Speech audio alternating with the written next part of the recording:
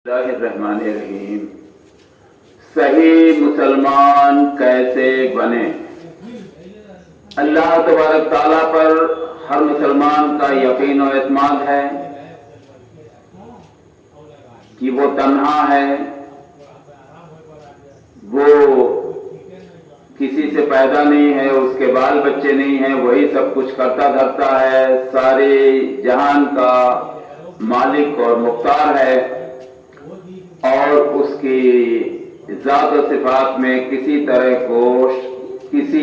तरह से किसी को शरीक नहीं किया जा सकता, ला शरीक है। और जनाब मोहम्मद मुस्तफ़ा सल्लल्लाहु अलैहि वसल्लम अल्लाह के बंदे और रसूल हैं। अब ये बातें करीब करीब दुनिया में जितने भी मुसलमान हैं, सहीहुल अकीदा वो सबका यकीन और इत्माद है और ईमान है। अब जाहिर सी बात है कि दुनिया के या किसी एक गांव को ले लीजिए या दुनिया को ले लीजिए, मुल्क को ले लीजिए, सारी दुनिया को ले लीजिए, अगर मुत्तहिद करना है, अगर एक करना है तो यही एक वाहिद फार्मूला है कि अल्लाह को तो सभी एक मानते हैं, खालिक मानते हैं, राज़िक मानते हैं और नबी सल्लल्लाहु अलैहि वसल्लम को रसूल मानते हैं। बगैर माने आप मुसलमान रह ही नहीं सकते और आपकी इत्तबा को अल्लाह तबारक ताला ने अपनी इत्तबा कहा है। अल्लाह ताला ने साफ कह दिया कि हम तक तुम पहुंचना चाहते हो, हमसे मोहब्बत का दावा करते हो, हमसे अगर तुम्हारी अकीदत है तो तुम हमारे नबी सल्लल्लाहु अलैहि वसल्लम की हूबहू इत्तबा करो। इसी कोशिश के तहत आज के 20-25 साल पहले मैं इस छोटे से गांव के मकतब का कैशियर था, पैसा वगैरह मेरे पास रहता था और जब हमने दीन का मुताला करना शुरू किया और जब मेरे समझ में गड़बड़झाला आया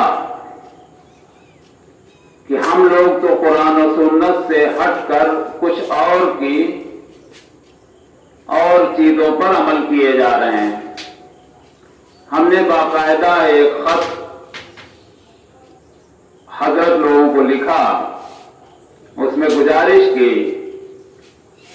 कि बराए करम आप जो निजाम चला रहे हैं गांव का या मकतब का या जवार का, पूरे जवार के लोग आप पर टूट कर यकीन करते हैं और यहां तक यकीन करते हैं कि आलिम जो कहता है वो हक कहता होगा।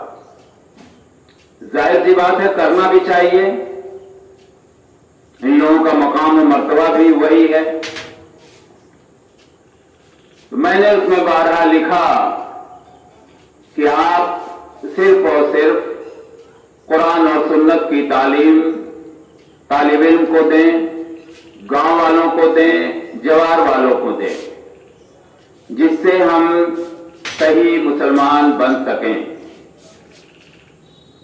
लेकिन उसका रद्द-ए-अमल ये हुआ कि इन लोगों ने उस वक्त जो भी रहनुमा थे, उन्होंने हमारी बात की, हमारी सलाह की, हमारे मशवरे को रद्दी के टोकरी में डाल दिया। वो किसी भी तरह से बरेली का जो दीन है छोड़ने के लिए राजी नहीं हुए। हमने ये कह दिया कि अगर आप कुरान और सुन्नत पर नहीं लौटते हैं तो मैं किसी भी तरह से ताउन नहीं करूंगा, आपकी मदद मैं नहीं कर सकता। इसलिए कि हमारा जो दीन है, मेरे जो दीन समझ में आया है वो अल्लाह की किताब और नबी सल्लल्लाहु अलैहि वसल्लम की सुन्नत।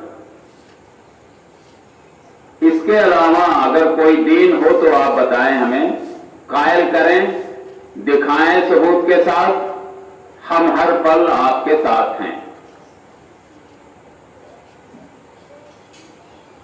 اب جو بندہ سنت کی لڑائی لڑ رہا ہے، سنت نافذ کرنے کی کوشش کر رہا ہے، نبی صلی اللہ علیہ وسلم کی باتوں پر عمل کرنے اور کرانے کی کوشش کر رہا ہے، اسی پر الٹے فتویٰ لگا دیا گیا گستاخ رسول کا۔ آپ کو تعجب ہوگا کہ ہم ہی لوگوں کو جو اللہ کے نبی صلی اللہ علیہ وسلم کی سنتوں کو نافذ کرنے کی کوشش کر رہے ہیں، خود عمل کرتے ہیں اور گاؤں اور جوار کے لوگوں سے نافذ کرانے کی کوشش کرتے ہیں، انہی پر فتویٰ ہے کہ یہ گستاخ رسول۔ اب فیصلہ آپ لوگ خود کریں۔ نتیجہ یہ ہوا کہ ہم نے اپنا رشتہ توڑ لیا۔ مسجد کے واقعات سے آپ واقف ہی ہیں، اسی بنا پر 1 سے 2، 2 سے 3 جگہ آج نماز ہو رہی ہے۔ اس چھوٹے سے گاؤں میں 3 جگہ جمعہ کی نماز ہو رہی ہے۔ سپوز کیجئے اگر گاؤں صرف قرآن و سنت پر ہوتا تو آج نہ دوسری مسجد بننے کی ضرورت تھی، نہ تیسری جگہ نماز کی ضرورت تھی۔ ہمارے لیے، ہم سب کے لیے ایک ہی مسجد کافی تھی۔ لیکن اپنی ضد، اپنی ہٹ دھرمی کی وجہ سے صرف میری کہی ہوئی ہر بات دین مانی جائے، اس کے لیے کچھ بھی ہو، قوم ٹکڑے ٹکڑے ہو جائے، گھر گھر مسجد بن جائے، لیکن ان کے اوپر ذرہ برابر فرق نہیں پڑے گا۔ ان کو اپنی اقتداری، اپنا شاسن قوم پر ویسے ہی چاہیے کہ ہم نے جو کہہ دیا وہ کہہ دیا، بقیہ اور میرے سامنے کسی کی رائے، کسی کے مشورے کی کوئی اہمیت نہیں ہے، بھلے ہی وہ قرآن و سنت سے ہی کیوں نہ ہو۔ کتنا اچھا ہوتا، آپ سپوز کیجئے، اپنے دماغ میں بیٹھائیے کہ گاؤں کے گاؤں، جوار کا جوار اگر قرآن و سنت پر عمل کرتا تو آج سارے لوگ ایک مسجد میں جمعہ کی نماز ادا کرتے۔ اس کا ذائقہ کتنا اچھا ہوتا، اس کی شکل کتنی پیاری ہوتی، اس سے اتحاد کس طرح سے بڑھتا، اس سے آپسی محبت کس طرح سے بڑھتی، اس سے بھائی چارگی کس طرح سے بڑھتی۔ لیکن نہیں، یہ چیزیں قبول نہیں ہیں۔ اپنی ہٹ دھرمی، اپنے نفس کی پیروی انسان کو کہاں سے کہاں لا کر پٹک دیتی۔